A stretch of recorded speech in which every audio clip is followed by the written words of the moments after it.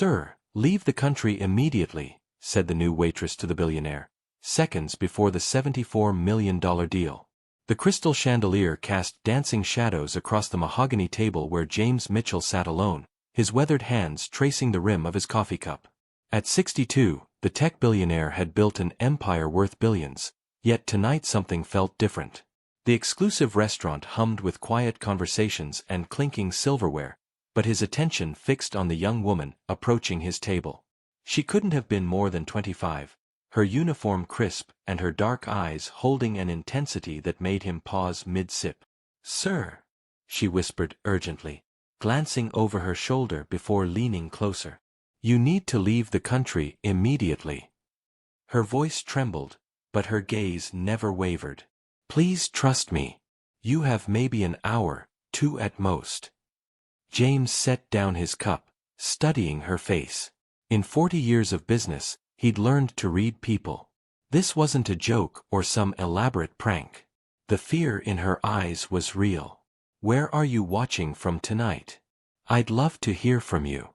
3 hours earlier, James had been reviewing contracts for the biggest acquisition of his career, a $74 million deal that would cement his company's position in renewable energy. The negotiations had taken months, and tomorrow's signing ceremony would mark the culmination of everything he'd worked toward since losing his wife 5 years ago. This deal wasn't just about money, it was about building something meaningful, something Catherine would have been proud of. The restaurant, Le Bernardin, had been their special place. Every anniversary, every celebration, they'd shared quiet dinners here. Tonight, he'd come alone to honor her memory before tomorrow's milestone. The maitre d' had seated him at their usual table by the window, where city lights twinkled like stars Catherine used to point out during their evening walks. The new waitress, who'd introduced herself simply as Lily, had seemed nervous during her first approach. Her hands shook slightly as she poured his water, and she'd apologized twice for minor delays. James had been patient, remembering his own early days climbing the corporate ladder. Everyone deserved kindness, especially those just starting out. But now, staring into her frightened eyes, he realized her nervousness hadn't been about the job. "What are you talking about?" he asked quietly, keeping his voice calm despite the alarm bells ringing in his head. "Why would I need to leave?" Lily glanced toward the kitchen, then back to him. "My brother works for a private security firm. They were hired to watch you. There's going to be an incident tonight. They think you're connected to something you're not, but they won't listen to reason." "Connected to what?" James leaned forward, his businessman's instincts taking over. "And why are you telling me this?" "Because my grandmother always said good people don't deserve to suffer for other people's mistakes." Tears welled in her eyes. "Your wife used to volunteer at the children's hospital where my little sister was treated. She paid for surgeries that insurance wouldn't cover. She never asked for recognition, never wanted thanks." The words hit James like a physical blow. Catherine had indeed volunteered there, spending countless hours reading to sick children and quietly helping families who couldn't afford treatment. "How could you possibly know that?" he whispered. Lily pulled out her phone, showing him a faded photo of a young girl in a hospital bed, smiling despite the tubes and wires surrounding her. Beside the bed sat Catherine, reading from a worn copy of Charlotte's Web, her gentle smile as radiant as James remembered. "That's my sister, Sophie. She was 8 when she got leukemia. The doctors said experimental treatment was her only chance, but it cost more than my family made in 5 years." Lily's voice broke slightly. "Your wife didn't just pay for the treatment. She visited Sophie every week for 2 years, bringing books and hope when we had none left." James's throat tightened. Catherine had never mentioned specific children by name, saying it wasn't about recognition but about love. She'd come home from the hospital glowing with stories about brave little souls who taught her more about courage than any boardroom ever could. "Sophie's 21 now," Lily continued, wiping her eyes. "She's studying to be a pediatric nurse because your wife showed her that helping others is the greatest gift you can give. When I saw your name on tonight's reservation list, I knew I had to warn you." "Warn me about what exactly?" James asked, though he was beginning to piece together fragments of a larger picture. His company's latest contract involved a defense subsidiary, and he'd heard whispers about industrial espionage in their sector. There's a federal task force that believes you're selling technology secrets to foreign competitors. They don't have evidence, but they're planning to arrest you tonight as you leave the restaurant. It's supposed to look like a random stop, but they'll find planted evidence in your car. The magnitude of what she was saying struck him like lightning. But the signing tomorrow. That's exactly why they're doing it tonight. Someone wants that deal to fail, and they're willing to destroy your reputation to make it happen. Lily's hands trembled as she spoke. My brother overheard the real plan.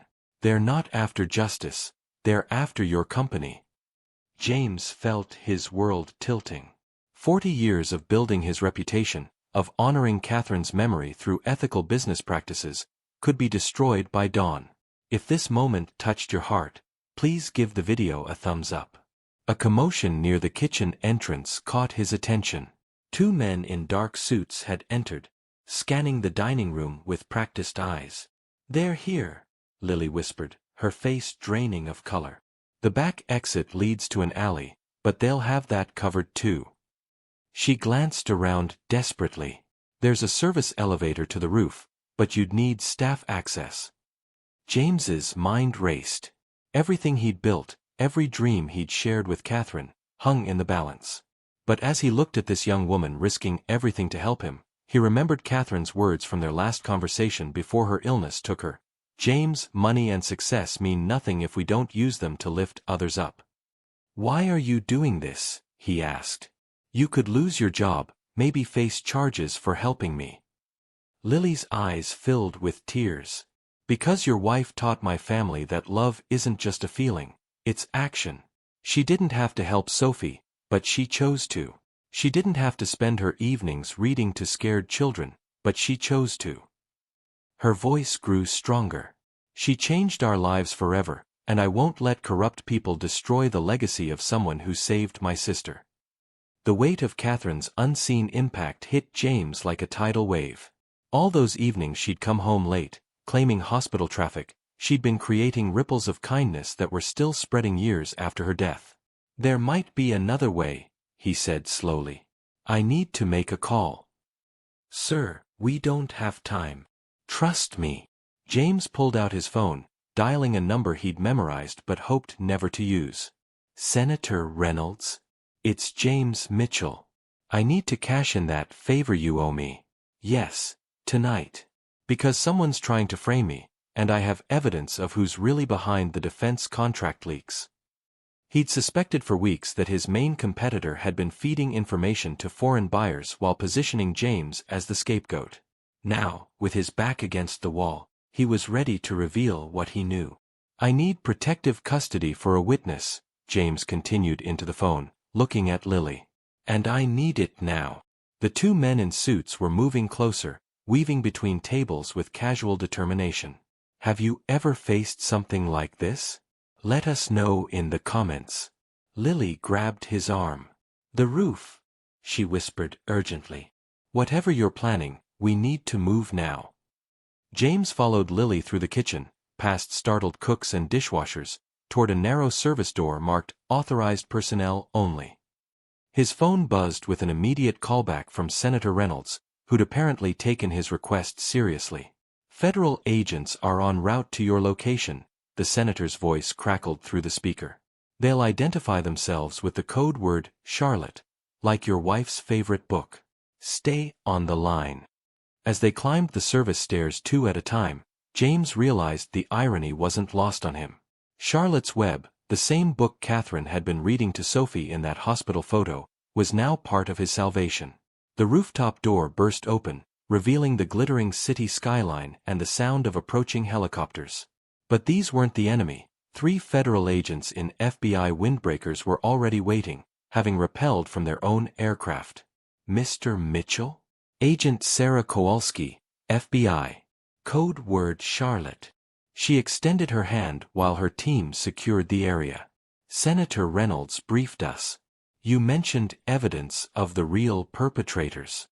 James pulled out a flash drive he'd been carrying, containing months of suspicious communications he'd intercepted from his competitors' servers.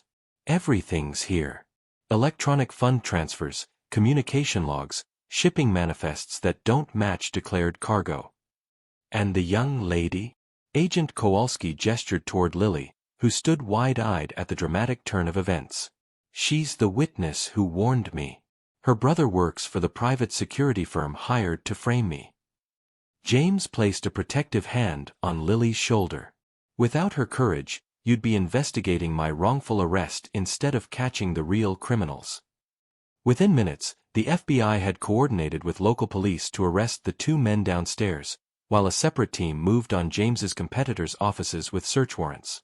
The elaborate frame-up, designed to force James to miss tomorrow's signing and allow the defense contracts to fall into the wrong hands, unraveled completely.